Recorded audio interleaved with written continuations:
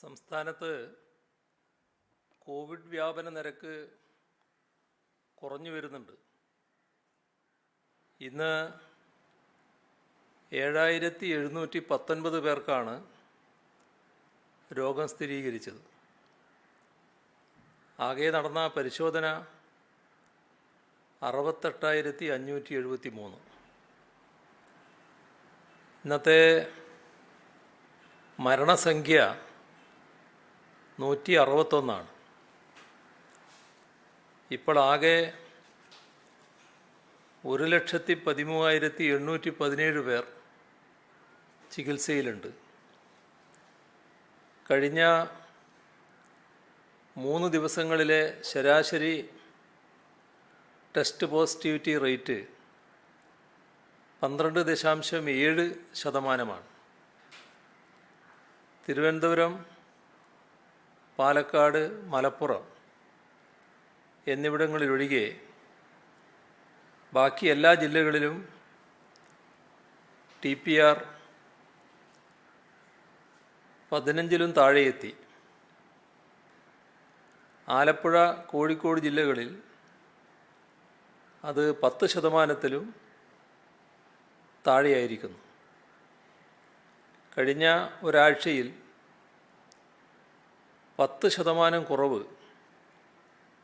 TPR-ൽ ഉണ്ടായതായി കാണാൻ സാധിച്ചു. കേസുകളുടെ എണ്ണത്തിൽ 20%-വും കുറവുണ്ടായിരിക്കുന്നു. പക്ഷേ ജില്ലാതലത്തിൽ ഈ കണക്കുകൾക്കുമപ്പുറം തദ്ദേശ സ്വയംഭരണ സ്ഥാപനങ്ങൾ തിരിച്ചെടുത്താൽ മറ്റൊരു ചിത്രം കാണാനാകും. 14 തദ്ദേശ സ്ഥാപന പരിധിയിൽ TPR 35%-ലും കൂടുതലാണ്. 37 എണ്ണത്തിൽ 28 മുതൽ 35 വരെയാണ്. 127 21-നും 28-നും ഇടയിലാണ്. ഉദ്ദേശിച്ച രീതിയിൽ രോഗവ്യാപനത്തിൽ കുറവ് വന്നിട്ടുണ്ട് എന്ന് തന്നെയാണ് കാണുന്നത്. ഇപ്പോൾ പ്രഖ്യാപിച്ച ലോക്ക്ഡൗൺ 16 വരെ തുടരുന്നുണ്ട്. തുറന്നുള്ള നാളുകളിൽ ലോക്ക്ഡൗൺ സ്ട്രാറ്റജിയിൽ മാറ്റം വരുത്തും. സംസ്ഥാനത്താകെ ഒരേ തരത്തിലുള്ള നിയന്ത്രണങ്ങളും പരിശോധനാ രീതിയുമാണ് ഇപ്പോൾ നടപ്പാക്കുന്നത്. അതിനു പകരം രോഗവ്യാപനത്തിൻ്റെ തീവ്രതക്കനുസരിച്ച് വ്യത്യസ്ത തോതിൽ നിയന്ത്രണങ്ങൾ ഏർപ്പെടുത്താനാണ് ഉദ്ദേശിക്കുന്നത്. പുതിയ സാഹചര്യം കണക്കിലെടുത്ത് തദ്ദേശ സ്വയംഭരണ സ്ഥാപനങ്ങളെ രോഗവ്യാപനത്തിൻ്റെ തോത് കണക്കാക്കി തരംതിരിച്ച് പ്രതിരോധ പ്രവർത്തനം നടപ്പാക്കും. അതിൻ്റെ വിശദമായ കാര്യങ്ങൾ അടുത്ത ദിവസം തീരുമാനിച്ചറിയിക്കും. പരിശോധനകൾ നല്ല തോതിൽ വർദ്ധിപ്പിക്കണമെന്ന് തന്നെയാണ് കാണുന്നത്. അക്കാര്യത്തിലും നിരീക്ഷണത്തിൽ കഴിയേണ്ടതിൻ്റെ പ്രാധാന്യം വിശദീകരിച്ചു. പുതിയ ക്യാമ്പയിൻ തന്നെ ആലോചിക്കുന്നുണ്ട്. വീടുകളിൽ നിന്നാണ് ഇപ്പോൾ കൂടുതലായി രോഗം പകരുന്നത്. അത് തടയാനുള്ള മാർഗങ്ങൾ നടപ്പാക്കും. ആദിവാസി കോളനികളിൽ 119 എണ്ണത്തിൽ 10 കിലോമീറ്റർ ചുറ്റളവിൽ വാക്സിനേഷൻ സെൻ്റർ ഇല്ല എന്ന് മനസ്സിലായിട്ടുണ്ട്. അവിടങ്ങളിൽ ക്യാമ്പുകളും സംഘടിപ്പിക്കാനായിട്ടില്ല. 362 കോളനികളിൽ സ്പെഷ്യൽ ക്യാമ്പുകൾ സംഘടിപ്പിച്ചിട്ടുണ്ട്. ഈ സംഘടിപ്പിക്കാത്ത കോളനികളിൽ ക്യാമ്പുകൾ സംഘടിപ്പിക്കുന്നത് ഗൗരവമായി ആലോചിക്കും. അതുടനെ തന്നെ പൂർത്തിയാക്കണം എന്ന നിർദ്ദേശം നൽകിയിട്ടുമുണ്ട്. ഈ അടുത്തായി മരണസംഖ്യയുടെ വർധനവ് അത് രോഗികളുടെ എണ്ണത്തിലുണ്ടായ വർധനയ്ക്ക് അനുപാതമായാണ്. ഗുരുതരമായ അനുബന്ധ രോഗങ്ങളുള്ളവരാണ് മരണമടഞ്ഞവരിൽ ഭൂരിഭാഗവും. അതുകൊണ്ട് തന്നെ പ്രമേഹം തുടങ്ങിയ മറ്റ് രോഗങ്ങളുള്ളവർ രോഗം നിയന്ത്രിച്ചു നിർത്തുന്നതിൽ വിട്ടുവീഴ്ച ചെയ്യാതെ നോക്കേണ്ടതുണ്ട്. കേരളത്തിലെ മരണനിരക്കിൽ കാര്യമായ വർധനവൊന്നും ഉണ്ടാകാതെ ഇരുന്നത് നമ്മുടെ ആരോഗ്യ സംവിധാനങ്ങൾ പുലർത്തിയ മികവിൻ്റെ ഫലമായാണ്. അതിവ്യാപന ശേഷിയുള്ള വൈറസിനെയാണ് നാം ചെറുക്കുന്നത്. ഈ വൈറസിനെ ചെറുത്ത് മൂന്നാം തരംഗത്തെ തടയാൻ വലിയ ബഹുജന കൂട്ടായ്മ തന്നെ ഉണ്ടാകേണ്ടതുണ്ട്. ലോക്ക്ഡൗൺ കൊണ്ട് മാത്രം നമുക്ക് ഇതാകെ നേടാൻ കഴിയുന്നതല്ല. ലോക്ക്ഡൗൺ സംസ്ഥാനത്ത് പൊതുവെ പൂർണ്ണമാണ്. കഴിഞ്ഞ 2 ദിവസം സംസ്ഥാനത്ത് സമ്പൂർണ്ണ ലോക്ക്ഡൗൺ ആയിരുന്നു. പൊതുജനം പൂർണ്ണ മനസ്സോടെ തന്നെ ലോക്ക്ഡൗണുമായി സഹകരിച്ചതാണ് അനുഭവം. കാര്യത്തിൻ്റെ ഗൗരവം മനസ്സിലാക്കി സ്വന്തം അസൗകര്യങ്ങൾ പരിഗണിക്കാതെ ലോക്ക്ഡൗണിൽ സഹകരിച്ച എല്ലാവരോടും നന്ദി അറിയിക്കുന്നു. വ്യാപന നിരക്ക് വളരെ കൂടുതലുള്ള ഡെൽറ്റ വൈറസിൻ്റെ സാന്നിധ്യം കൂടുതൽ നാളുകൾ തുറന്നേക്കാം. ഇതുകൊണ്ട് ലോക്ക്ഡൗൺ പിൻവലിച്ചു കഴിഞ്ഞാലും കോവിഡ് പെരുമാറ്റച്ചട്ടങ്ങൾ പാലിക്കുന്നതിൽ കൂടുതൽ ജാഗ്രത കാട്ടേണ്ടതാണ്. ഡെൽറ്റ വൈറസ് കാരണം രോഗം ഭേദമാകുന്നവരിലും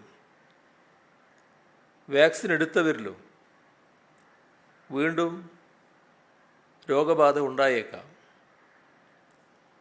എന്നാൽ ഇങ്ങനെ രോഗമുണ്ടാകുന്നവരിൽ കഠിനമായ രോഗലക്ഷണങ്ങളും മരണസാധ്യതയും വളരെ കുറവാണ് എന്നത് ആശ്വാസകരമാണ്. എങ്കിലും ക്വാറന്റൈനും ചികിത്സയും വേണ്ടി വരുന്നതിനാൽ വാക്സിൻ എടുത്തവരും രോഗം ഭേദമായവരും തുടർന്നും കോവിഡ് പെരുമാറ്റച്ചട്ടങ്ങൾ പാലിക്കേണ്ടതായുണ്ട്. കോവിഡ് വാക്സിൻ സർക്കാരിൽ നിന്ന് ലഭിക്കുന്ന മുറക്ക് വാക്സിനേഷൻ അതിവേഗം പൂർത്തിയാക്കാൻ സംസ്ഥാന സർക്കാർ ശ്രമിച്ചു വരികയാണ്. എന്നാൽ എത്ര ശ്രമിച്ചാലും സാമൂഹ്യ പ്രതിരോധം കൈവരിച്ച് രോഗനിയന്ത്രണം കൈവരിക്കാൻ മാസങ്ങളും വർഷങ്ങളും എടുത്തേക്കാമെന്നാണ് ഇതുമായി ബന്ധപ്പെട്ട വിദഗ്ധർ അഭിപ്രായപ്പെടുന്നത്. അതിവ്യാപനമുള്ള ഡെൽറ്റ വൈറസിൻ്റെ സാന്നിധ്യം നമ്മുടെ സംസ്ഥാനത്തുണ്ട്. ഇതെല്ലാം കണക്കിലെടുത്ത് മറ്റൊരു ലോക്ക്ഡൗണിലേക്ക് സംസ്ഥാനത്തെ തള്ളിവിടാതിരിക്കാൻ നാം എല്ലാവരും ഒത്തൊരുമിച്ച് ശ്രമിക്കേണ്ടതായുണ്ട്. കോവിഡ് ചികിത്സക്കൊപ്പം കോവിഡേതര രോഗികൾ ചികിത്സക്കെത്തുന്ന നിലയുണ്ട്. അപ്പോൾ അവരെയും ആ രോഗങ്ങളെയും ചികിത്സിക്കാൻ ശ്രദ്ധിക്കുന്നുണ്ട്. കോവിഡ് രോഗികളുടെ എണ്ണം കുറയുന്നതിനനുസരിച്ച് വിവിധ തലങ്ങളിലുള്ള സർക്കാർ ആശുപത്രികളിൽ കൂടുതൽ കോവിഡ് ഇതര രോഗികളെ പരിചരിച്ച് തുടങ്ങുന്നതാണ്. ഇക്കാര്യത്തിൽ ആരും ആശങ്കപ്പെടേണ്ടതില്ല. ഇതിനകം മികച്ച നിലയിൽ പ്രവർത്തിക്കുന്ന ടെലിമെഡിസിൻ സംവിധാനം കൂടുതൽ വിപുലീകരിക്കാനും പദ്ധതിയുണ്ട്. മൂന്നാം തരംഗത്തെപ്പറ്റി അതിശയോക്തി കലർന്ന റിപ്പോർട്ടുകൾ ഓർത്ത് ഭയപ്പെടേണ്ടതില്ല. മൂന്നാം തരംഗമുണ്ടായാൽ തന്നെ അതിനെ നേരിടാൻ സർക്കാർ ഉചിതമായ സംവിധാനങ്ങൾ ഒരുക്കുന്നുണ്ട്. പക്ഷേ നാം എല്ലാവരും കാണേണ്ട ഒരു കാര്യമുണ്ട്. പുതിയൊരു തരംഗം താനേ ഉണ്ടാവില്ല എന്താണത്. കോവിഡ് നിയന്ത്രണങ്ങളിലുണ്ടാകുന്ന വീഴ്ചയുടെ ഫലമായാണ് പുതിയ തരംഗമുണ്ടാവുക. ഇത് നാം എല്ലാവരും അറിഞ്ഞിരിക്കണം. അതൊഴിവാക്കാൻ എല്ലാവരും ഒത്തുചേർന്ന് കൈകോർത്ത് ശ്രമിക്കേണ്ടതാണ്. ഇതുവരെ 1,12,12,353 ഡോസ് വാക്സിനാണ് ജൂൺ 13 വരെ സംസ്ഥാനത്ത് വിതരണം ചെയ്തിട്ടുള്ളത്.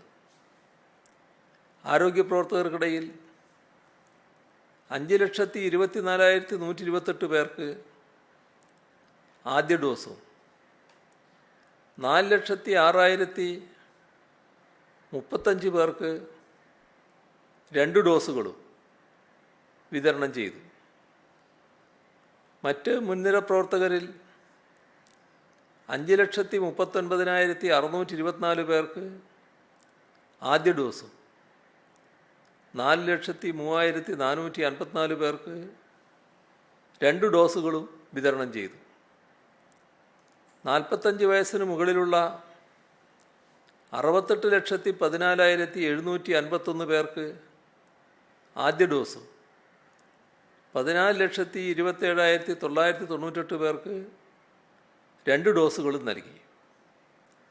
18 മുതൽ 44 വയസ്സ് വരെയുള്ളവർക്ക് 10,95,405 പേർക്ക് ആദ്യ ഡോസ്, 10,95,405 പേർക്ക് ആദ്യ ഡോസ്, 958 പേർക്ക് 2 ഡോസുകളും വിതരണം ചെയ്തു.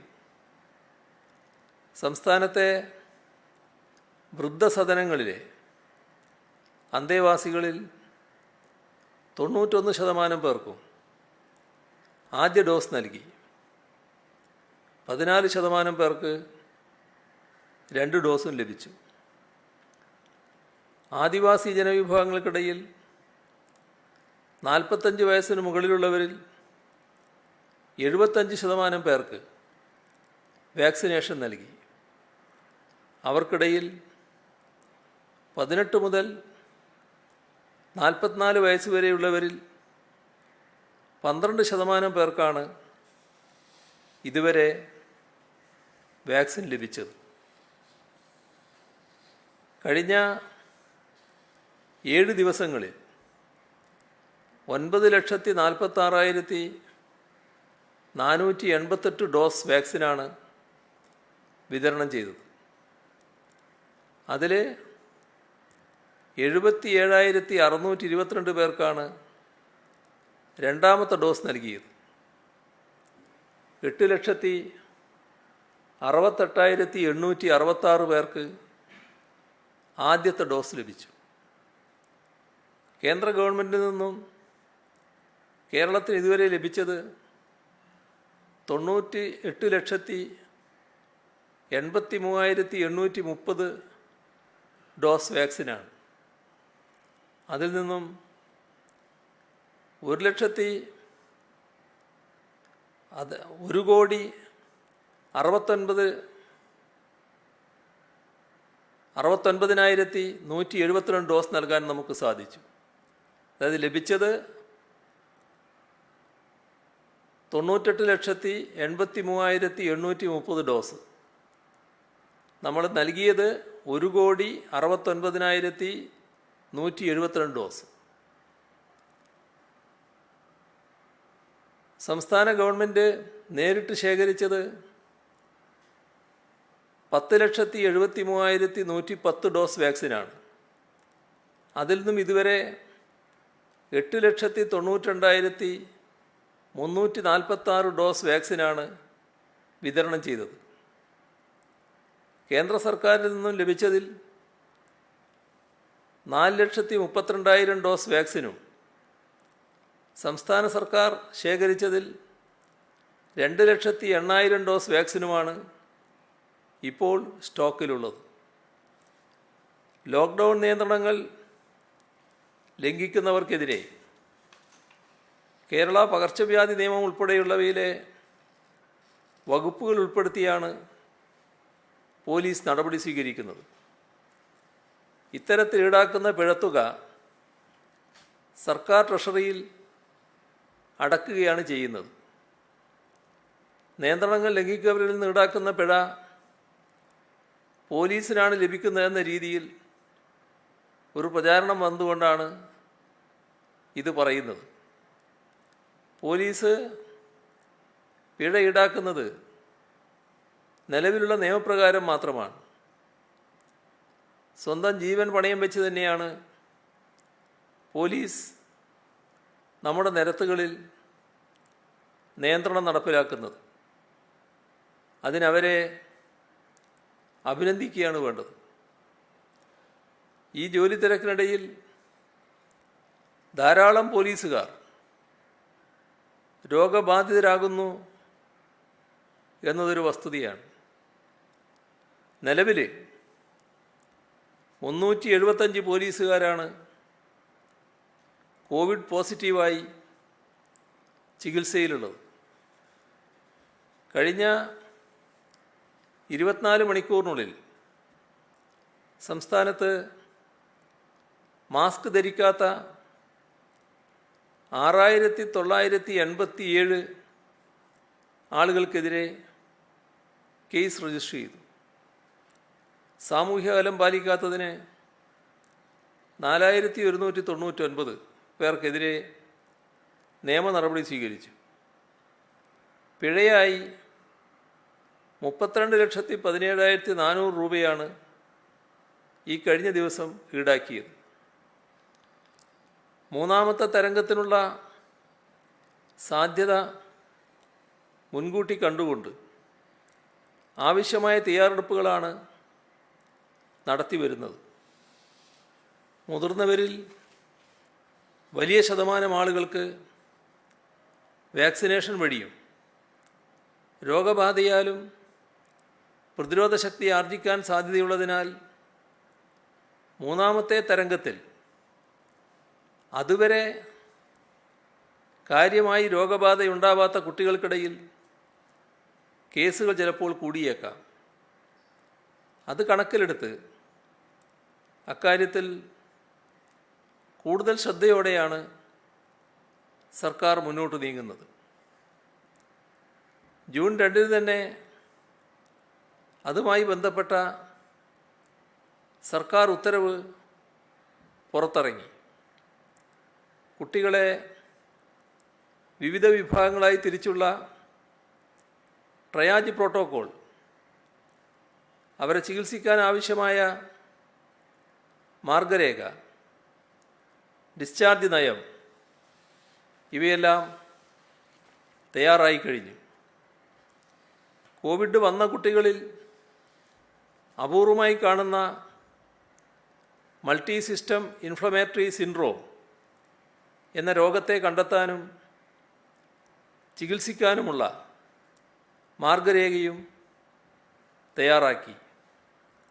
ഇക്കാര്യങ്ങളിൽ ആരോഗ്യ പ്രവർത്തകർക്ക് ആവശ്യമായ ട്രെയിനിങ് നൽകി വരികയാണ്.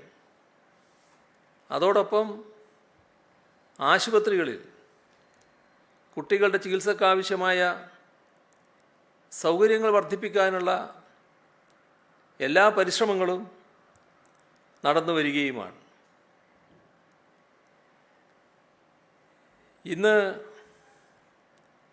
ലോക രക്തദാന ദിനമാണ്. രക്തദാനത്തിൻ്റെ അനിവാര്യതയെക്കുറിച്ച് ജനങ്ങളെ ബോധവൽക്കരിക്കാനാണ് ഈ ദിവസം രക്തദാന ദിനമായി ആചരിക്കുന്നത്. രക്തദാനത്തിനായി നമ്മുടെ സമൂഹം കൂടുതൽ സന്നദ്ധതയോടെ മുന്നോട്ട് വരേണ്ടതുണ്ട്. നിലവിൽ പ്രതിവർഷം 4 ലക്ഷം യൂണിറ്റ് രക്തമാണ് സംസ്ഥാനത്ത് ആവശ്യമായി വരുന്നത്.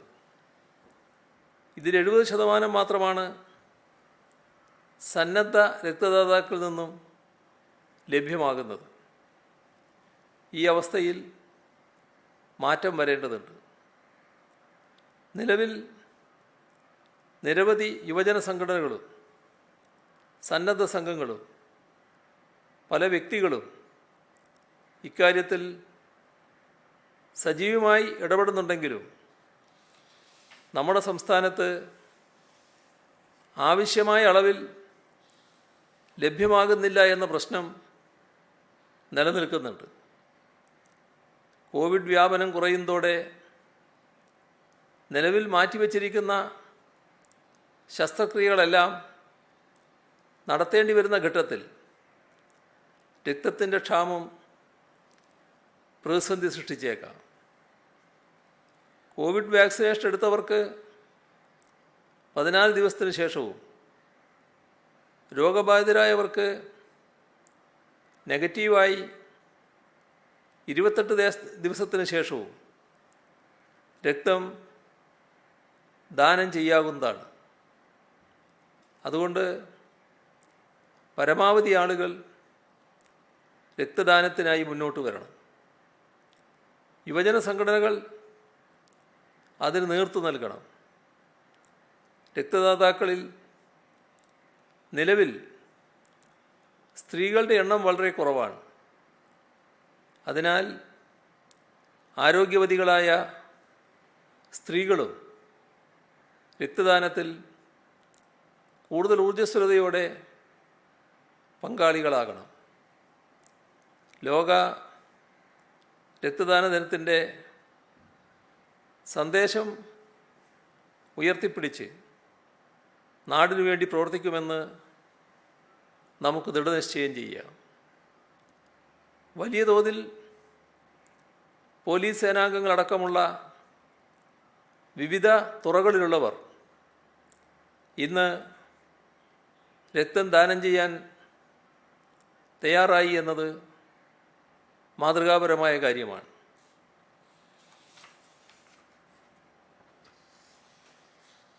ബംഗാൾ ഉൾക്കടലിൽ രൂപം കൊണ്ട ന്യൂനമർദ്ദത്തെ തുടർന്ന് കേരളത്തിൽ കാലവർഷം സജീവമായിരിക്കുകയാണ്.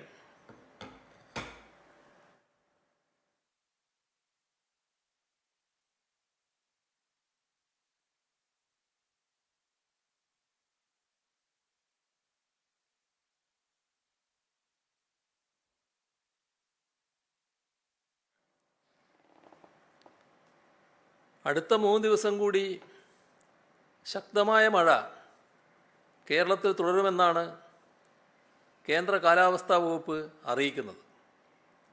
ശക്തമായതോ അതിശക്തമായതോ ആയ മഴയ്ക്ക് സാധ്യതയുള്ളതിനാൽ വിവിധ ജില്ലകളിൽ ജൂൺ 16 വരെ ഓറഞ്ച്, മഞ്ഞ അലർട്ടുകൾ പ്രഖ്യാപിച്ചിട്ടുണ്ട്. അതിശക്തമായ മഴ തുടർച്ചയായി പെയ്യുന്നത് താഴ്ന്ന പ്രദേശങ്ങളിൽ വെള്ളക്കെട്ടുകളും മിന്നൽ പ്രളയങ്ങളും സൃഷ്ടിച്ചേക്കാം. മലയോര മേഖലയിൽ മണ്ണിടിച്ചിലിനും ഉരുൾപൊട്ടലിനും കാരണമാവുകയും ചെയ്തേക്കാം. അപകട സാധ്യതാ പ്രദേശങ്ങളിൽ താമസിക്കുന്ന പൊതുജനങ്ങൾ ജാഗ്രത പാലിക്കേണ്ടതുണ്ട്. അധികൃതരുടെ നിർദ്ദേശം ലഭിച്ചാൽ വീട്ടിൽ നിന്ന് സുരക്ഷിതമായ ക്യാമ്പുകളിലേക്ക് മാറാൻ ജനങ്ങൾ തയ്യാറാവണം. ജൂൺ 17 വരെയുള്ള ദിവസങ്ങളിൽ അറബിക്കടൽ പ്രക്ഷുബ്ധമാവാൻ സാധ്യതയുണ്ട്. അതുകൊണ്ട് മത്സ്യത്തൊഴിലാളികൾ കടലിൽ പോകാൻ പാടില്ല. ഈ ദിവസങ്ങളിൽ ഉയർന്ന തിരമാല ജാഗ്രതാ നിർദ്ദേശമുള്ളതിനാൽ തീരദേശവാസികളും ജാഗ്രത പാലിക്കണം. കോവിഡ് പ്രതിരോധ പ്രവർത്തനങ്ങൾക്ക് പിന്തുണയേകി വിദേശ രാജ്യങ്ങളിലുള്ള നമ്മുടെ സഹോദരങ്ങളുടെ സഹായങ്ങൾ തുടരുകയാണ്. അതിൻ്റെ ഭാഗമായി USA, UAE, Hong Kong, Taiwan, Kuwait, Qatar എന്നീ രാജ്യങ്ങളിൽ നിന്നും കോവിഡ് രോഗികൾക്കും ആരോഗ്യ പ്രവർത്തകർക്കും സഹായകരമാകുന്ന ഓക്സിജൻ സിലിണ്ടറുകൾ, oxygen concentrator nasal tube, pulse oximeter, വെന്റിലേറ്ററുകൾ, മാസ്കുകൾ തുടങ്ങിയ നിരവധി മെഡിക്കൽ ഉപകരണങ്ങൾ ലഭിച്ചിട്ടുണ്ട്. ധാരാളം അന്വേഷണങ്ങളും വാഗ്ദാനങ്ങളും അനുദിനം വരികയാണ്. ഇവിടെ എത്തിച്ചേർന്നത് മാത്രം സൂചിപ്പിച്ചു എന്ന് മാത്രമേ ഉള്ളൂ. ആദിത്യ ബിർള ഗ്രൂപ്പിൻ്റെ മെറ്റൽ ഫ്ലാഗ്ഷിപ്പ് കമ്പനിയായ Hindalco Industries Limited Kalamassery, Alupuram unit, Ernakulam government medical കോളേജിന് 25 ലക്ഷം രൂപ വിലമതിക്കുന്ന 50 ജംബോ ഓക്സിജൻ സിലിണ്ടറുകൾ കൈമാറി. കേരള സംസ്ഥാന സഹകരണ കാർഷിക ഗ്രാമവികസന ബാങ്ക് 2 കോടി രൂപ ദുരിതാശ്വാസ നിധിയിലേക്ക് തന്നു. ഭീമ ജ്വല്ലറി തിരുവനന്തപുരം ഗ്രൂപ്പ് 1.5 കോടി രൂപ. Kerala motor transport workers welfare fund board 1,02,47,260 രൂപ. കേരള മാരിടൈം ബോർഡ് 1 കോടി രൂപ. കണ്ണൂർ ജില്ലാ ഭരണ സംവിധാനവും കുടുംബശ്രീയും ജില്ലാ ടൂറിസം പ്രൊമോഷൻ കൗൺസിലും ചേർന്ന് കണ്ണൂരിൻ്റെ ഹൃദയസ്പർശം എന്ന ക്യാമ്പയിൻ വഴി സംഘടിപ്പിച്ച 70 ലക്ഷം രൂപ. കേരള യൂണിവേഴ്സിറ്റി ജീവനക്കാർ ആദ്യ ഗഡുവായി 51,83,859 രൂപ. പ്രോക്ടർ ആൻഡ് ഗാംബിൾ PNG 50 ലക്ഷം രൂപ. Kerala private school management association സംസ്ഥാന കമ്മിറ്റി 10 ലക്ഷം രൂപ. നെടുങ്കണ്ടം ഗ്രാമപഞ്ചായത്ത് 20 ലക്ഷം രൂപ. കേരളത്തിലെ സിനിമാ തിയേറ്റർ ഉടമസ്ഥരുടെ സംഘടനയായ FEUOK 16 ലക്ഷം രൂപ, Kerala cooperative milk marketing federation 15 ലക്ഷം രൂപ, Ernakulam regional cooperative milk producers union 15 ലക്ഷം രൂപ, മലബാർ മേഖല സഹകരണ ക്ഷീരോത്പാദക യൂണിയൻ 15 ലക്ഷം രൂപ, ഇരിട്ടി നഗരസഭ 15 ലക്ഷം രൂപ, വിരമിച്ച എയ്ഡഡ് കോളേജ് അധ്യാപകരുടെ കൂട്ടായ്മയായ സാന്ത്വം ആദ്യ ഗഡു 12,59,500 രൂപ, പൊൻകുന്നം സർവീസ് സഹകരണ ബാങ്ക് ജീവനക്കാരുടെയും ഭരണസമിതിയുടെയും വീതം ഉൾപ്പെടെ 12,24,000 രൂപ, കേരള കെട്ടിട നിർമ്മാണ തൊഴിലാളി ക്ഷേമ ബോർഡും ചീഫ് ഓഫീസിലെ ജീവനക്കാരും ചേർന്ന് 11,78,511 രൂപ, postal telecom BSNL employees cooperative society ജീവനക്കാരുടെ വിഹിതം ഉൾപ്പെടെ 10,52,979 രൂപ, Kerala FCI workers trade union coordination സംസ്ഥാന കമ്മിറ്റി 10,05,000 രൂപ, പയ്യന്നൂർ ബ്ലോക്ക് പഞ്ചായത്ത് 10 ലക്ഷം രൂപ, ആത്മബോധോദയ സംഘം ശ്രീ ശുഭാനന്ദ ട്രസ്റ്റ് മാവേലിക്കര 10 ലക്ഷം രൂപ, മൂവാറ്റുപുഴ അർബൻ ബാങ്ക് 10 ലക്ഷം, ഈറ്റുകാട്ടുവള്ളിത്തറ തൊഴിലാളി ക്ഷേമനിധി ബോർഡ് 10 ലക്ഷം, മലപ്പുറത്തെ താനാളൂർ ഗ്രാമപഞ്ചായത്ത് 10 ലക്ഷം, ഇത്തിക്കര ബ്ലോക്ക് പഞ്ചായത്ത് 10 ലക്ഷം, കണ്ണൂർ ജില്ലാ ചെങ്കൽ വ്യവസായ അസോസിയേഷൻ 10 ലക്ഷം, അമ്പലപ്പുഴ ബ്ലോക്ക് പഞ്ചായത്ത് 10 ലക്ഷം. ദുരിതാശ്വാസ നിധിയിലേക്കുള്ള എല്ലാ സഹായങ്ങളും ഇവിടെ വായിക്കുന്നത് പ്രായോഗികമല്ലാതെ വന്നിരിക്കുന്നു. ഇവിടെ വായിക്കാത്തവ സോഷ്യൽ മീഡിയയിലൂടെ അറിയിക്കാൻ ശ്രമിക്കുകയാണ്. എന്നാൽ ഒരാൾ അത് പിണറായിയിൽ പടന്നക്കരയിൽ 2 കൈയും ഇല്ലാത്ത 2 കാലുകളും സാധാരണഗതിയിൽ പ്രവർത്തിക്കാത്ത നരിയാല പറമ്പത്ത് ശശിലത, അവർക്ക് ലഭിക്കുന്ന വികലാംഗ പെൻഷൻ 4,001 രൂപ സംഭാവന ചെയ്തിട്ടുണ്ട്. അതുപോലുള്ള അനേകം സംഭാവനകളുണ്ട്. അതൊക്കെ സോഷ്യൽ മീഡിയയിലൂടെ അറിയിക്കാനാണ് ശ്രമിക്കുന്നത്. വാക്സിൻ കാര്യത്തിൽ സ്വകാര്യ ആശുപത്രികളും സഹായവുമായി മുന്നോട്ട് വരുന്നുണ്ട്. അതിലെ ഒരു ഉദാഹരണം തിരുവനന്തപുരത്തെ SP ഫോർട്ട് ആശുപത്രി തങ്ങൾ വാങ്ങിയ വിലക്ക് തന്നെ വാക്സിൻ ജനങ്ങൾക്ക് നൽകുമെന്നാണ് അറിയിച്ചിട്ടുള്ളത്. അത് വളരെ മാതൃകാപരമായ ഒരു നടപടിയാണ്. അതോടൊപ്പം ഒരു നിശ്ചിത ഡോസ് സൗജന്യമായി നൽകുമെന്നും കൂടി അവരറിയിക്കുന്നുണ്ട്. ഇത്രയും കാര്യങ്ങളാണ് ഇന്ന് പങ്കുവെക്കാനുള്ളത്.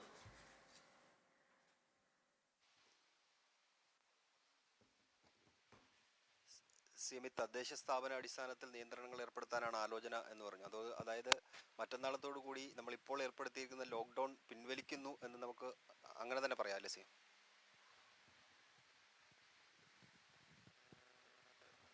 ആ കാര്യത്തിൽ ആലോചനകൾ നടക്കുന്ന കാര്യമാണ് ഞാൻ പറഞ്ഞത്. ഈ ലോക്ക്ഡൗൺ ഇതേ നിലയിൽ തുടരേണ്ടതില്ല എന്നുള്ളതാണ് ഒരു ആലോചന. അതേസമയം വല്ലാതെ ടെസ്റ്റ് പോസിറ്റിവിറ്റി നിരക്ക് വർദ്ധിച്ചിട്ടുള്ള തദ്ദേശ സ്വയംഭരണ സ്ഥാപനങ്ങളുണ്ട്. ജില്ലയിലും ഏകീകൃത രൂപമല്ല.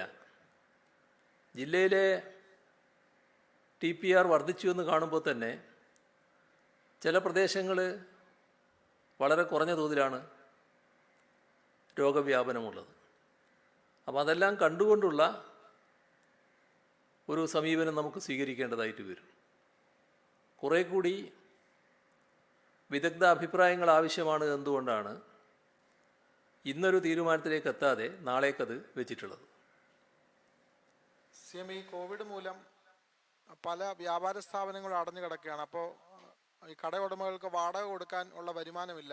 അതേപോലെ തന്നെ വാടകയ്ക്ക് താമസിക്കുന്ന വീട്ടുകാർ, അവർക്കും വാടക കൊടുക്കാൻ വരുമാനം കിട്ടുന്നില്ല. അപ്പോൾ ഈ വാടക ഇനത്തിൽ എന്തെങ്കിലും ഒരു ഇളവ് നൽകുന്ന കാര്യത്തിൽ സർക്കാർ ഇടപെടുമോ?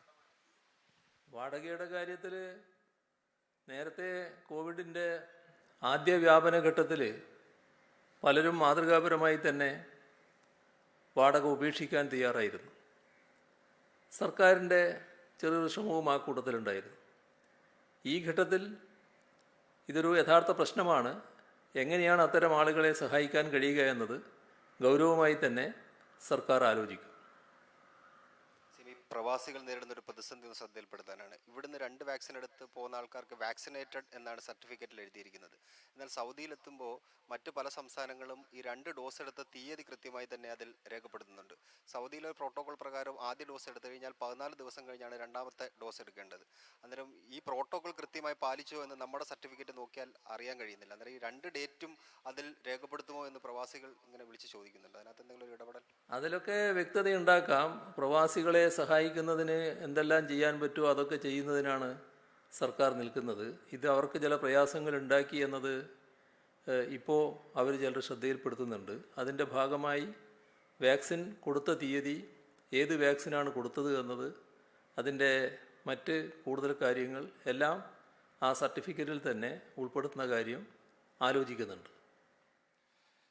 സ്കൂൾ തുറക്കുന്നതിന് മുമ്പ് തന്നെ അധ്യാപകരുടെ PSC അഡ്വൈസ് കിട്ടിയ അധ്യാപകരുടെ നിയമന കാര്യം നടത്തുന്നത് പരിഗണിക്കാമെന്ന് അങ്ങ് നിയമസഭയിൽ പറഞ്ഞു. ഇതിലെന്തെങ്കിലും ഒരു തീരുമാനത്തിലേക്ക് എത്തിയിട്ടുണ്ടോ? അവരെ കൂടി ഈ ഓൺലൈൻ ഡിജിറ്റൽ ക്ലാസിന്റെ ഭാഗമാക്കി അങ്ങനെ എന്തെങ്കിലും ഒരു ആലോചനയിലേക്ക്? അത് ഞാൻ പറഞ്ഞല്ലോ, അതുമായി ബന്ധപ്പെട്ട് ഗൗരവമായ ഇടപെടൽ വേണമെന്ന് തന്നെയാണ് ആലോചിക്കുന്നത്. അതിൻ്റെ ഒരു തീരുമാനത്തിലേക്ക് എത്തിയിട്ടില്ല. എന്നാൽ തീരുമാനത്തിലേക്ക് എത്താൻ ഉതകുന്ന ആലോചനകൾ നടക്കും.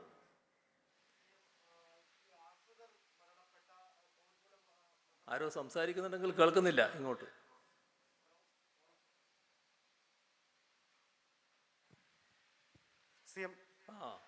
ഈ ആശ്രിതർ മരണപ്പെട്ട കുടുംബങ്ങൾക്ക്, അതായത് ഇപ്പൊ നമ്മൾ ഈ കോവിഡ് ബാധിച്ച് മാതാപിതാക്കൾ മരിച്ചവർക്ക്, കുട്ടികൾക്ക് നമ്മൾ സഹായം നൽകുന്നുണ്ട്. അതുപോലെ ഈ ആശ്രിതർ മരിച്ച കുടുംബങ്ങൾക്ക് എന്തെങ്കിലും ചെയ്യാൻ കഴിയുമോ? ഈ മക്കൾ മരിച്ച വയസ്സായ അച്ഛനമ്മമാരുണ്ട്, അവരെ സഹായിക്കാൻ എന്തെങ്കിലും ചെയ്യാൻ കഴിയുമോ?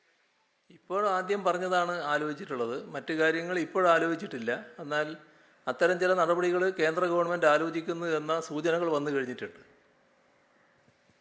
ഈ ലോക്ക്ഡൗണിൻ്റെ നിയന്ത്രണങ്ങൾ മാറ്റുന്നതിൻ്റെ ഭാഗമായിട്ട് ഇപ്പം പല ആളുകളും പല കടകളും തുറക്കണം എന്ന് ആവശ്യപ്പെട്ടുകൊണ്ടിരിക്കുകയാണ്. അപ്പോൾ ഈ പ്രത്യേകിച്ച് നമ്മുടെ ഈ സ്റ്റുഡിയോകളൊക്കെ വളരെ നാളുകളായിട്ട് അടഞ്ഞു കിടക്കുകയാണ്. അപ്പോൾ അവർ ആവശ്യപ്പെടുന്ന ഒരു പ്രധാനപ്പെട്ട ആവശ്യം ഈ വിലപിടിപ്പുള്ള ധാരാളം ഉപകരണങ്ങൾ അവർക്കൊന്ന് തുറന്ന് അതൊക്കെ ഒന്ന് മെയിൻറ്റെയിൻ ചെയ്യാനുള്ള ഒരു സൗകര്യം ചെയ്തു കൊടുക്കണമെന്നാണ്. കാരണം അല്ലെങ്കിൽ അവരുടെ ഈ ജീവനോപാധികൾ വലിയ വിലപിടിപ്പുള്ള സാധനങ്ങളാണ്, അതെല്ലാം നഷ്ടപ്പെടുന്ന ഒരു നിലയുണ്ടാവും. ഇതിന്റെ ഭാഗമായിട്ട് ഇതൊന്ന് CM പരിഗണിക്കുമോ? അത് തുറക്കാനുള്ള ഒരു സംവിധാനം ചെയ്തു കൊടുക്കും. ഇതിന് പലതിനും നാളത്തേതോടുകൂടി ഉത്തരവുണ്ടാവും. അപ്പോൾ നാളെ വൈകുന്നേരം വരെ നമ്മൾ ക്ഷമിക്കുന്നതാണ് നല്ലത്. ഈ പറഞ്ഞ പല കാര്യങ്ങൾക്കും ഉത്തരം അതിൻ്റെ ഭാഗമായി ഉണ്ടാവും. ജനിതക മാറ്റം വന്ന വൈറസുകളെ കുറിച്ചുള്ള പഠനം വിദഗ്ധർ നടത്തുകയും അതിൻ്റെ റിപ്പോർട്ട് ഗവൺമെൻറ്റിന് ആഴ്ചതോറും നൽകുകയും വേണം എന്നുള്ള നിർദ്ദേശം നൽകിയതായിട്ട് കഴിഞ്ഞ ദിവസം അങ്ങ് പറഞ്ഞിരുന്നു. അപ്പോൾ ഇത് സംബന്ധിച്ചുള്ള ഈ വീക്ക്ലി റിപ്പോർട്ടുകൾ സർക്കാരിൻ്റെ മുമ്പിലുണ്ടോ? ഇപ്പോൾ ഡെൽറ്റ വൈറസിൻ്റെ ഒരു വ്യാപനം സംസ്ഥാനത്തെ മുഴുവൻ രോഗികളിൽ ഒരു എത്ര ശതമാനം പേരിൽ ഇത്ര തീവ്ര വ്യാപന ശേഷിയുള്ള വൈറസിനെ കണ്ടെത്തിയിട്ടുണ്ടെന്നൊരു കണക്ക് ലഭ്യമാണോ? ഇപ്പോൾ ഈ അതിതീവ്ര വ്യാപന ശേഷിയുള്ള ഈ ഡെൽറ്റ വൈറസിൻ്റെ കാര്യത്തെക്കുറിച്ച് ആരോഗ്യവകുപ്പും നമ്മുടെ വിദഗ്ധ സംഘവുമെല്ലാം നല്ല രീതിയിൽ ബോധവാന്മാരാണ്. അപ്പോൾ അതുമായി ബന്ധപ്പെട്ട വിവരങ്ങളാകെ അവർ ശേഖരിക്കുന്നുണ്ട്. അതിൻ്റെ അടിസ്ഥാനത്തിലുള്ള പ്രതിരോധ നടപടികളുമാണ് നിർദ്ദേശിച്ചുകൊണ്ടിരിക്കുന്നത്. അപ്പോൾ അക്കാര്യത്തിൽ വിവരങ്ങൾ ശേഖരിക്കുന്നതിലൊരു കുറവുമില്ല എന്നാണ് മനസ്സിലാക്കുന്നത്. പക്ഷേ എൻ്റെ കയ്യിൽ ഇപ്പോൾ അതുമായി ബന്ധപ്പെട്ട പൂർണ്ണ വിവരങ്ങളില്ല. CM ഈ മുട്ടിൽ മരമുറിയാണ് ഇപ്പം വിവാദം. കഴിഞ്ഞ ദിവസം അങ്ങ് ഉന്നതതല അന്വേഷണം പ്രഖ്യാപിച്ചു. പക്ഷേ ഈ ഒക്ടോബർ 24 മരം മുറിക്കാനുള്ള ഉത്തരവ് ഇറക്കുന്ന ആ സമയത്ത് തന്നെ വേണ്ടത്ര ആലോചന നടന്നില്ല എന്നുള്ള വിവരങ്ങൾ വരുന്നു. ക്യാബിനറ്റിലേക്ക് ഇത് ചർച്ച ചെയ്തോ? നിയമവകുപ്പിന്റെ ഉപദേശം തേടിയില്ല. അതൊരു ഉദ്യോഗസ്ഥലത്തിലെ വീഴ്ചയ്ക്ക് അപ്പുറത്തേക്കുള്ള രാഷ്ട്രീയ നേതൃത്വത്തിന്റെ പങ്കുണ്ടെന്ന് പ്രതിപക്ഷമൊക്കെ പറയുന്നു. ആ കാര്യത്തിൽ അന്ന് തീരുമാനമെടുക്കുന്നതിൽ കർഷകരുടെ ആവശ്യം പരിഗണിച്ചാണെങ്കിലും അവിടെ ഒരു വീഴ്ച ഉണ്ടായി എന്നുള്ളൊരു തോന്നൽ ഇപ്പോഴുണ്ടോ? അല്ല, ഇത് 2017 തന്നെ എടുത്ത ഒരു നിലപാടിൻ്റെ തുടർച്ചയാണ് യഥാർത്ഥത്തിൽ. 2017 ഇതുമായി ബന്ധപ്പെട്ട് ഇടുക്കിയിലാണ് ഈ പ്രശ്നം വ്യാപകമായിട്ട് ഉയർന്നു വന്നിരുന്നത്. അങ്ങനെ അതുമായി ബന്ധപ്പെട്ട് നിരവധി യോഗങ്ങൾ നടന്നിരുന്നു. എല്ലാ രാഷ്ട്രീയ കക്ഷികളും അതിൽ ബന്ധപ്പെടുകയും ചെയ്തിരുന്നു. അതിൻ്റെ എല്ലാം അടിസ്ഥാനത്തിൽ വന്ന പ്രശ്നം ഇതാണ്: പട്ടയം കൊടുത്തു, പട്ടയഭൂമിയാണ്. ആ പട്ടയഭൂമിയിൽ അവർ നട്ടു വളർത്തിയ മരമുണ്ട്. അതേസമയം അവിടെ തനിയെ വളർന്നു വന്ന മരവുമുണ്ട്. ഇത് പട്ടയത്തിന് ശേഷം, ഇവരെ കയ്യിലെത്തിയതിന് ശേഷം സംഭവിച്ചിട്ടുള്ളതാണ്. ആ മരം മുറിക്കാൻ ഞങ്ങൾക്ക്, കൃഷിക്കാർക്ക് അവകാശം വേണം, ഇതായിരുന്നു ആവശ്യം. അത് ന്യായമാണെന്ന് സർക്കാരും കണ്ടു. പക്ഷേ ഈ ചില മരങ്ങൾ രാജഗണത്തിൽപ്പെടുത്തിയിട്ടുണ്ടല്ലോ, തേക്ക്, ഈട്ടി, ചന്ദനം, അങ്ങനെയെല്ലാമുള്ള മരങ്ങൾ. അപ്പോൾ അങ്ങനെയുള്ള മരങ്ങളുടെ കാര്യത്തിൽ അത് ആവശ്യമായ അനുമതി വാങ്ങിയിരിക്കണം എന്ന് ആ കൂട്ടത്തിൽ കാണുകയും ചെയ്തിരുന്നു. അങ്ങനെയാണ് ആ ഘട്ടത്തിലുള്ള ഉത്തരവ് വരുന്നത്. പക്ഷേ ആ ഉത്തരവ് നടപ്പിലാക്കുന്നതിൽ ചില വീഴ്ചകളും പ്രയാസങ്ങളുമൊക്കെ ഉണ്ടായത് ബോധ്യപ്പെട്ടതിൻ്റെ അടിസ്ഥാനത്തിലാണ് അതുമായി ബന്ധപ്പെട്ട് ഒരു വിശദീകരണം നൽകുന്നതിന് തയ്യാറായത്. അപ്പോൾ ആ വിശദീകരണം നൽകിയപ്പോൾ ആ വിശദീകരണത്തിൽ ചില പോരായ്മകളുണ്ടായി. അത് നിയമവകുപ്പ് ചൂണ്ടിക്കാണിച്ചു. അതിൻ്റെ ഭാഗമായി ആ വിശദീകരണം പിന്നീട് പിൻവലിക്കുകയാണ് ചെയ്തത്. ഇതാണ് പിന്നീട് സംഭവിക്കുന്നത്. യഥാർത്ഥത്തിൽ ഉദ്ദേശം വ്യക്തമാണ്, കൃഷിക്കാരെ സഹായിക്കുക എന്നുള്ളതാണ്. പക്ഷേ ഇപ്പോൾ ഉണ്ടായ അനുഭവത്തിൽ ചില കൂട്ടർ അതിനെ തെറ്റായി ഉപയോഗിക്കുന്ന നിലയുണ്ടായി. ചിലർ അതിൻ്റെ ഭാഗമായി മരം വല്ലാതെ മുറിച്ചു മാറ്റുന്ന നില വന്നു. ആ കാര്യത്തിൽ ഒരു വിട്ടുവീഴ്ചയും സർക്കാരിൻ്റെ ഭാഗത്തുനിന്നില്ല. ശക്തമായ നടപടിയുമായി സർക്കാർ മുന്നോട്ട് പോവുകയാണ്. ഞാൻ കഴിഞ്ഞ ദിവസം പറഞ്ഞതുപോലെ ഉപ്പ് തിന്നവർ വെള്ളം കുടിക്കുക എന്നുള്ളത് മാത്രമേ ഫലമുള്ളൂ. കർക്കശമായ നടപടിയിലേക്ക് നീങ്ങും. അതേസമയം കൃഷിക്കാരുടെ സംരക്ഷണത്തിൻ്റെ ഒരു പ്രശ്നം ഇതിൻ്റെ ഭാഗമായി നിൽക്കുന്നുണ്ട്. അത് എങ്ങനെ വേണമെന്നുള്ളത് സർക്കാർ ആലോചിച്ച് തന്നെ നടപടികൾ എടുക്കുകയും ചെയ്യും. ഇപ്പോൾ എപ്പോഴും നമ്മൾ ഈ വനം മാഫിയ, ഈ മരം മുറിക്കാർ എന്നൊക്കെ പറഞ്ഞുകൊണ്ടിരിക്കുകയാണ്. ഈ ചെറിയ ഒരു വാക്കിൻ്റെ, ഒരു വരിയുടെയൊക്കെ ഒരു പാളിച്ച തന്നെ ഈ വലിയ രീതിയിൽ അത് ദുരുപയോഗം ചെയ്യുമെന്ന് നമ്മളിപ്പോൾ കാണുകയാണ്. കാരണം ആ ഒരു 2-3 മാസം കൊണ്ടാണ് കോടിക്കണക്കിന് രൂപയുടെ മരം മുറിച്ചുകൊണ്ട് പോയിരിക്കുന്നത്. അപ്പോൾ അതിന് പിന്നിൽ വലിയൊരു മാഫിയ ഉണ്ടെന്നുള്ള കാര്യത്തിൽ ഇനിയെങ്കിലും CM-നെ പോലുള്ള ആളുകളൊരു ജാഗ്രത കാണിക്കേണ്ടതുണ്ട്. അല്ല, അതിൽ ജാഗ്രത കുറവില്ല. ഇപ്പോൾ വന്ന കാര്യം വെച്ചാണല്ലോ നമ്മൾ ഓരോ കാര്യങ്ങളും വിലയിരുത്തുക. ഇത് യഥാർത്ഥത്തിൽ അന്ന് ഈ ഉത്തരവ് ഇറക്കുമ്പോൾ ആ ഇറക്കിയവർ ഉദ്ദേശിച്ചത് സൗദ്ദേശപരമായ കാര്യമാണ്. നേരത്തെയുള്ളതിന് ഒരു സ്പഷ്ടീകരണം കൊടുക്കുന്നു, കൃഷിക്കാരെ കൂടുതൽ സഹായിക്കാൻ തയ്യാറാകുന്നു. പക്ഷെ അതിൻ്റെ മറവിൽ തെറ്റായ ചില നീക്കങ്ങളാണ് ഇവിടെ നടന്നിട്ടുള്ളത്. അതുകൊണ്ടാണ് കർക്കശമായ നടപടിയിലേക്ക് സർക്കാർ നീങ്ങുന്നത്. ഒരു വിട്ടുവീഴ്ചയും ആ കാര്യത്തിലുണ്ടാവില്ല. അതികർക്കശമായ നടപടികൾ തന്നെ ഉണ്ടാകും. CMA, ഈ IS-ൽ പോയ ചിലർ, മലയാളികളടക്കമുള്ള ചിലർ ഇപ്പോൾ അഫ്ഗാൻ ജയിലിലുണ്ട്. അവരെ തിരികെ കൊണ്ടുവരില്ലെന്ന് കേന്ദ്രം പ്രഖ്യാപിച്ചു. എന്താണ് സംസ്ഥാനത്തിൻ്റെ ഒരു നിലപാട്? ഈ കാര്യത്തിൽ യഥാർത്ഥത്തിൽ നിലപാട് സ്വീകരിക്കേണ്ടത് കേന്ദ്ര ഗവൺമെൻറ്റാണ്. കാരണം നമ്മുടെ രാജ്യത്തിൻ്റെ ഒരു പ്രശ്നമാണ്. രാജ്യത്തിൻ്റെ ഭാഗമായിട്ട് അവർ നിലപാട് സ്വീകരിക്കുകയാണ് വേണ്ടത്. അപ്പോൾ അതിൻ്റെ പ്രശ്നങ്ങൾ എന്തൊക്കെയാണ് എന്നത് കൂടുതൽ മനസ്സിലാക്കേണ്ടതായിട്ടുണ്ട്. ഈ പറയുന്നവർ അവിടുത്തെ ജയിലിലാണ്. അവർ ഇങ്ങോട്ട് വരാൻ തയ്യാറുണ്ടോ?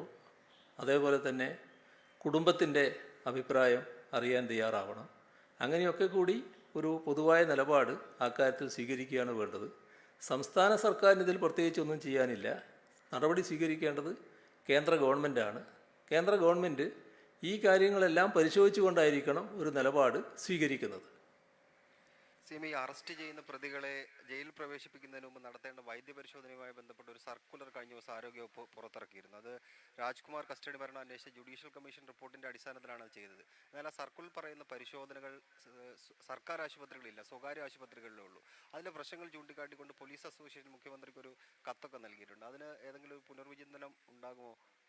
അല്ല, അതിന് ചില പ്രായോഗിക പ്രശ്നങ്ങളുണ്ട്. കാരണം നമ്മുടെ സംസ്ഥാനത്തല്ല, പൊതുവിൽ രാജ്യത്ത് തന്നെ ഒരാളെ കസ്റ്റഡിയിലെടുത്താൽ 24 മണിക്കൂറിനുള്ളിൽ കോടതിയിൽ ഹാജരാക്കണം. ഇവിടെ ഒരാളെ കസ്റ്റഡിയിലെടുത്തു, കോടതിയിൽ ഹാജരാക്കുന്നതിന് മുൻപ് ഈ വൈദ്യപരിശോധനക്കായി കൊണ്ടുപോകുന്നു. അപ്പോൾ വൈദ്യപരിശോധനക്ക് ചെല്ലുമ്പോൾ ഇത് നേരത്തെ ഇടുക്കിയിലുണ്ടായ ആ കൊലപാതകവുമായി ബന്ധപ്പെട്ട് ജസ്റ്റിസ് നാരായണക്കുറുപ്പ് കമ്മീഷൻ ചില ശുപാർശകൾ നൽകിയിട്ടുണ്ട്. ആ ശുപാർശയിൽ ഇത്തരം ആളുകളുടെ ഈ കസ്റ്റഡി എടുക്കുന്നവരുടെ വിദഗ്ധ പരിശോധന നടത്തണം എന്ന് പറഞ്ഞിട്ടുണ്ട്. അപ്പോൾ അതിൻ്റെ അടിസ്ഥാനത്തിൽ ആരോഗ്യവകുപ്പ് ഇപ്പോൾ ഇറക്കിയ ഒരു സർക്കുലറിൽ ഈ ആന്തരിക പരിശോധനകൾ, ഈ വൃക്കക്ക് തകരാറ് പറ്റിയിട്ടുണ്ടോ അതുപോലുള്ള ഒട്ടേറെ കാര്യങ്ങൾ, 3-4 കാര്യങ്ങൾ പറയുന്നുണ്ട്. ആ പരിശോധനകളൊക്കെ നടക്കണം എന്നാണ് പറയുന്നത്. ഒരു സാധാരണ ആശുപത്രിയിൽ ഒരു ഡോക്ടറുടെ അടുത്ത് ചെന്നാൽ ആ ഡോക്ടർക്ക് ഈ കാര്യങ്ങളാകെ അപ്പോൾ പരിശോധിക്കാൻ കഴിയില്ല. അപ്പോൾ അത് സ്വാഭാവികമായും ആർക്കെങ്കിലും റെഫർ ചെയ്യണം. അപ്പോൾ ഡോക്ടർ പറയുന്നത് ഇത് കൂടുതൽ പരിശോധിച്ചതിന് ശേഷം മാത്രമേ തരാൻ പറ്റൂ, അതുകൊണ്ട് നിങ്ങൾ കൂടുതൽ പരിശോധിക്കാൻ തയ്യാറാവണം. അപ്പോൾ കൂടുതൽ പരിശോധനക്ക് അവിടുത്തെ ജില്ലാ ആശുപത്രിയിലാണ് പോകേണ്ടത്. ജില്ലാ ആശുപത്രിയിൽ ചിലപ്പോൾ ഈ സൗകര്യം ഉണ്ടാവില്ല. ചിലപ്പോൾ അവിടെ മെഡിക്കൽ കോളേജ് ആശുപത്രി ഇല്ലെങ്കിൽ തൊട്ടടുത്ത ജില്ലയിലെ മെഡിക്കൽ കോളേജ് ആശുപത്രിയിൽ കൊണ്ടുപോകണം. മെഡിക്കൽ കോളേജ് ആശുപത്രിയിൽ കൊണ്ടുപോയാൽ ഈ 24 മണിക്കൂറിനുള്ളിൽ റിസൾട്ട് കിട്ടില്ല, 24 മണിക്കൂറെങ്കിലും ആകും. അപ്പോൾ വരുന്ന പ്രശ്നം ഈ 24 മണിക്കൂറിനുള്ളിൽ ഈ കോടതിയിൽ ഹാജരാക്കുക എന്നത് നടക്കില്ല എന്നാണ്. ഇതൊരു പ്രായോഗിക പ്രശ്നമാണ്. അപ്പോൾ ആ കാര്യത്തിൽ ആ പ്രായോഗിക പ്രശ്നം കണ്ടുകൊണ്ട് തന്നെ പരിഹാരവുമാകാവുന്നതാണ്. യഥാർത്ഥത്തിൽ ഈ കസ്റ്റഡിയിലെടുത്തയാളെ വൈദ്യപരിശോധനയ്ക്ക് ഡോക്ടറുടെ അടുത്ത് എത്തിയാൽ ഡോക്ടർ പരിശോധിക്കുമ്പോൾ ആ പരിശോധനയുടെ ഭാഗമായി ഏതെങ്കിലും തരത്തിലുള്ള ആരോഗ്യ പ്രശ്നങ്ങൾ ഇദ്ദേഹത്തിനുണ്ട് എന്ന് കണ്ടാൽ അത് അദ്ദേഹത്തിന് രേഖപ്പെടുത്താം. ഇത് കൂടുതൽ പരിശോധന ആവശ്യമാണ്, ആ കൂടുതൽ പരിശോധന വേണ്ടി വരും, അത് അദ്ദേഹത്തിന് റെക്കമെൻഡ് ചെയ്യാം. അപ്പോൾ മജിസ്ട്രേറ്റിന് മുന്നിൽ ഹാജരാക്കുമ്പം തന്നെ ഈ റെക്കോർഡ് അടക്കമാണ് ഹാജരാക്കപ്പെടുക. അപ്പോൾ ഉടനെ തന്നെ ജുഡീഷ്യൽ കസ്റ്റഡിയിൽ വിടുമ്പോൾ തന്നെ കൂടുതൽ വൈദ്യപരിശോധനയ്ക്കുള്ള സൗകര്യവും ഒരുക്കും. അപ്പോൾ സ്വാഭാവികമായുള്ള മറ്റ് കൂടുതൽ പരിശോധനകൾ വേണ്ട ഒരു കേസാണെങ്കിൽ ആ പരിശോധനയ്ക്കുള്ള സൗകര്യം ലഭിക്കും. ഇതാണ് യഥാർത്ഥത്തിൽ സംഭവിക്കേണ്ടത്. അപ്പോൾ സർക്കുലർ ഇങ്ങനെ വന്നപ്പോൾ മറ്റൊരു നിലയുണ്ടായിട്ടുണ്ട്. അതുമായി ബന്ധപ്പെട്ട് ആരോഗ്യവകുപ്പ് തന്നെ കാര്യങ്ങൾ പരിശോധിക്കേണ്ട, ആരോഗ്യവകുപ്പും ആഭ്യന്തര വകുപ്പും കൂടി ചർച്ച ചെയ്ത് കാര്യങ്ങളൊരു നിലപാടെടുത്തു പോകും. കോവിഡ് മരണങ്ങൾ സ്ഥിരീകരിക്കുന്നതിൽ പോസ്റ്റ് കോവിഡ് സമയത്ത് ആശുപത്രികളിലോ ICUകളിലോ ഉണ്ടാകുന്ന മരണങ്ങൾ, അല്ലെങ്കിൽ മരിച്ച ഒരാൾ ആശുപത്രിയിൽ വരുമ്പോൾ കോവിഡ് ആണെന്ന് കണ്ടെത്തുകയാണെങ്കിൽ അത് കോവിഡ് മരണമായിരിക്കുമോ? അപ്പോൾ അങ്ങ് കഴിഞ്ഞ ദിവസം നിയമസഭയിൽ പറഞ്ഞ ഒരു കാര്യം, ICMRന്റെ കൂടി നിർദ്ദേശങ്ങൾ അനുസരിച്ച് ഈ മാനദണ്ഡങ്ങൾ പുനഃപരിശോധിക്കുന്ന കാര്യം സർക്കാർ പരിഗണിക്കുന്നതാണല്ലോ. അപ്പോൾ അത് സർക്കാരിൻ്റെ പരിഗണനയിൽ ഇപ്പോൾ ഉണ്ടോ? ഈ കോവിഡ് മരണങ്ങൾ ആണോ അല്ലയോ എന്നുള്ളത് സംബന്ധിച്ച് ഒരു പുതിയ മാനദണ്ഡങ്ങൾ സർക്കാർ ഇറക്കുമോ? ICMRന്റെ മാനദണ്ഡങ്ങൾ അനുസരിച്ചാണ് ഇവിടെ ഈ ഒരു മരണം കോവിഡ് മരണമാണോ അല്ലയോ എന്ന് തീരുമാനിക്കുന്നത്. ഇവിടെ ഉണ്ടായ ഒരു പ്രശ്നം മാത്രമേ ഉള്ളൂ. ആ പ്രശ്നത്തിന് ഇപ്പോൾ പരിഹാരം നേരത്തെ തന്നെ തീരുമാനിച്ചു കഴിഞ്ഞു. അത് ഓരോ സ്ഥലത്തും ഉണ്ടാകുന്ന മരണം കോവിഡ് മരണമാണോ അല്ലയോ എന്ന് സംസ്ഥാന അടിസ്ഥാനത്തിലായിരുന്നു തീരുമാനിച്ചു വന്നത്. അത് ഒട്ടേറെ കാലതാമസത്തിനിടയാക്കി. അതിൻ്റെ അനുഭവത്തിൻ്റെ അടിസ്ഥാനത്തിൽ സംസ്ഥാന അടിസ്ഥാനത്തിൽ ആ തീരുമാനം വേണ്ട, ഈ ICMRന്റെ മാനദണ്ഡങ്ങൾക്കനുസരിച്ച് ഇത് കോവിഡ് മരണമാണോ അല്ലയോ എന്ന് അവിടെ ബന്ധപ്പെട്ട ആശുപത്രി ഡോക്ടർക്ക് തന്നെ തീരുമാനിക്കാൻ പറ്റും. അതനുസരിച്ച് അദ്ദേഹം റിപ്പോർട്ട് ചെയ്യുക. ജില്ലാ അടിസ്ഥാനത്തിൽ അതുമായി ബന്ധപ്പെട്ട തീരുമാനങ്ങളാകാം എന്ന നിലപാടെടുത്തിട്ടുണ്ട്. ഈ 15ഓടുകൂടി ആ തീരുമാനമാണ് നമ്മുടെ സംസ്ഥാനത്താകെ നടപ്പാവുക. ഇതേവരെയുള്ള കേസുകളിൽ അത് കൂടുതൽ വേഗതയിൽ പരിശോധിച്ച് ബാക്കിയുള്ളത് അപ്പോഴേക്കും തീരുമാനത്തിലെത്തണമെന്നും നിർദ്ദേശം നൽകിയിട്ടുമുണ്ട്. CM, ഈ തെരഞ്ഞെടുപ്പുമായി ബന്ധപ്പെട്ട് വിവിധ പോലീസ് ഉദ്യോഗസ്ഥരെ വിവിധ സ്ഥലങ്ങളിലേക്ക് സ്ഥലം മാറ്റിയിട്ടുണ്ട്. തിരിച്ച് അവരെ അതാത് സ്ഥലത്തേക്ക് പോസ്റ്റ് ചെയ്തിട്ടില്ല എന്നൊരു പരാതി ഉയർന്നിട്ടുണ്ട്. ഈ സാഹചര്യത്തിൽ അവരെ പഴയ സ്ഥലങ്ങളിലേക്ക് മാറ്റുന്ന ഒരു സാഹചര്യമുണ്ടോ? അല്ല, അതിലെന്താ പ്രശ്നം എന്ന് പറഞ്ഞാൽ ഇവരൊക്കെ പോയിട്ട് ഇപ്പോൾ ഒരു വർക്ക് ചെയ്തുകൊണ്ടിരിക്കുകയാണല്ലോ. അത് ഈ കോവിഡ് കാലമായതുകൊണ്ടാണ്. കോവിഡ് കാലത്ത് അവിടെയുള്ള ആളെ തിരിച്ചെടുത്താൽ അതുണ്ടാക്കുന്ന ചില പ്രശ്നങ്ങളുണ്ട്. അപ്പോൾ കോവിഡിൻ്റെ ഈ അതിവ്യാപന ഘട്ടത്തിൽ അത്തരം ഉദ്യോഗസ്ഥന്മാരെ മാറ്റുന്നത് ഗുണകരമല്ല എന്നുള്ളത് കൊണ്ടാണ് മാറ്റാതിരിക്കുന്നത്. ഇത് ന്യായമാണ് നിങ്ങൾ ഉന്നയിച്ച പ്രശ്നം. അത്തരം ആളുകൾക്ക് മാറ്റം കൊടുക്കുക എന്നുള്ളത് തന്നെയാണ് സർക്കാർ കാണുന്നത്. പക്ഷേ കോവിഡിൻ്റെ ഈ വ്യാപന ഘട്ടത്തിൽ മാറ്റാൻ കഴിയില്ല. ഇനി ഇതിൻ്റെ ഭാഗമായി മറ്റൊരു ചോദ്യം വരാം. അങ്ങനെയാണെങ്കിൽ ഉത്തരവ് കൊടുത്തുകൂടെ? പിന്നെ ഇത് നടപ്പാക്കിയാൽ പോരെ? ഉത്തരവ് കൊടുത്തു കഴിഞ്ഞാൽ പിന്നെ അദ്ദേഹം ഇവിടുത്തെ ഉദ്യോഗസ്ഥനല്ല എന്നൊരു പ്രതീതിയിലാണ് നിൽക്കുക. അത് ഒട്ടേറെ പ്രായോഗിക പ്രശ്നങ്ങൾ ഉണ്ടാക്കും. അതുകൊണ്ടാണ് ഉത്തരവ് നേരത്തെ കൊടുക്കാത്തത്. ഈ കോവിഡിൻ്റെ അതിവ്യാപന ഘട്ടം കഴിയുന്നതോടെ അതിലേക്കുള്ള തീരുമാനങ്ങളാവും. ഈ പുതിയ KPCC അധ്യക്ഷൻ വന്ന ശേഷം തുടർച്ചയായി പറയുന്നത് CPM ആണ് മുഖ്യ ശത്രു, BJP അല്ല എന്നാണ്. എന്താണ് അങ്ങ് ഇതിനെക്കുറിച്ച് പറയാനുള്ളത്? യഥാർത്ഥത്തിൽ ഞാനല്ല അതിനെക്കുറിച്ച് പറയേണ്ടത്. അത് പറയേണ്ടത് കോൺഗ്രസ് നേതൃത്വം തന്നെയാണ്. കോൺഗ്രസ്സാണ് പറയേണ്ടത്. കോൺഗ്രസിൻ്റെ രാഷ്ട്രീയ നിലപാട് ഇതാണോ, ഈ നിലയാണോ സ്വീകരിക്കേണ്ടത്? ഇത് നേരത്തെയും ഞങ്ങൾ ഉന്നയിച്ചൊരു പ്രശ്നമാണ്. രാഹുൽ ഗാന്ധി കേരളത്തിൽ മത്സരിക്കാൻ വരുന്ന ഘട്ടത്തിൽ നിങ്ങളോട് തന്നെ ഞാൻ പറഞ്ഞൊരു പ്രശ്നമുണ്ട്. അത് നിങ്ങൾ ഓർക്കുന്നുണ്ടാവും. അതെന്ത് സന്ദേശമാണ് നൽകുക എന്നുള്ളത്. അത് കോൺഗ്രസ് നേതൃത്വം ആലോചിക്കേണ്ട കാര്യമാണ്. അതിൻ്റെ തുടർച്ചയായ ഒരു വർത്തമാനമാണ് ഇപ്പോൾ ഇവിടെ നിന്ന് KPCC നിയുക്ത പ്രസിഡൻ്റിൻ്റെ ഭാഗത്ത് നിന്ന് വന്നിട്ടുള്ളത്. അത് കോൺഗ്രസ് നയമാണോ എന്നത് കോൺഗ്രസ്സാണ് വ്യക്തമാക്കേണ്ടത്.